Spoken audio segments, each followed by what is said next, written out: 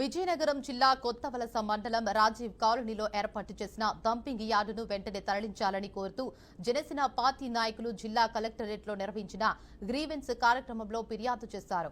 Dumping yard కారణంగా పరిసర ప్రాంత ప్రజలు అనేక రకాల అనారోగ్య సమస్యలతో బాధపడుతున్నారని శృంగారపుకోట నియోజకవర్గ జనసేన పార్టీ ఇన్ఛార్జ్ సన్యాసి నాయుడు ఆవేదన వ్యక్తం చేశారు.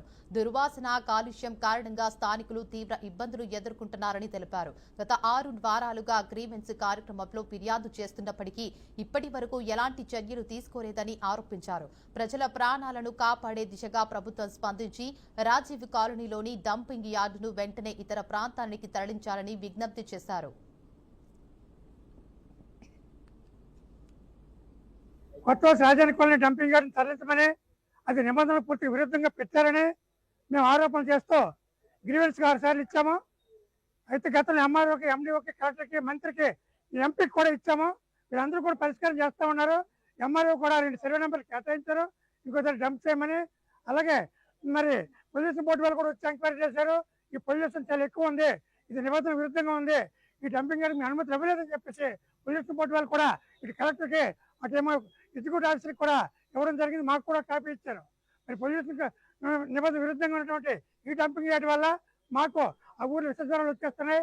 అక్కడ చెత్త కాల్చేయడం వల్ల ఆ పక్కన కొండ కూడా కాలిపోయి ఊరి మీద పొగ వచ్చేస్తుంది, ఊరంతా రోగాలు వచ్చేస్తున్నాయి. 10 ఏళ్ళుగా బాధలు పడుతున్నారు. అనేక సార్లు విజ్ఞప్తి చేసినప్పటికీ నాయకులు మోసం చేసి వాళ్ళేమో నిర్లక్ష్యం చేశారు. జనసేన పార్టీగా ఈ సమస్య ప్రాణాల మీదకి వచ్చింది కాబట్టి, ఆస్తుల కంటే ప్రాణం విలువైంది కాబట్టి ఈ సమస్య పరిష్కారం చేయమని చెప్పి కలెక్టర్ గారికి అడిగితే కలెక్టర్ గారు 2 సార్లు ఆపేయమని చెప్పారు. పొల్యూషన్ కంట్రోల్ బోర్డు ఆపేయమని ఆదేశాలు ఇచ్చారు.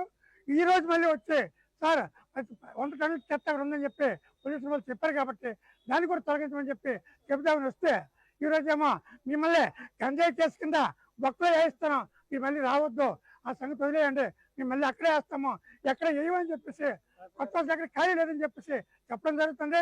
వాస్తవానికి కొత్త వలస వైజాగ్ దగ్గరలో ఉంది. రియల్ ఎస్టేట్ వ్యాపారస్తులు మొత్తం మండలంతా కూడా భూ కబ్జాలు చేసి ఎక్కడ డంపింగ్ యార్డ్ స్థలం లేదని చెప్పేసి రాజకీయ ఒత్తిడితో చెప్పేస్తున్నారు. ఈ సమస్య పరిష్కారం కూడా మేము పోరాడతాం.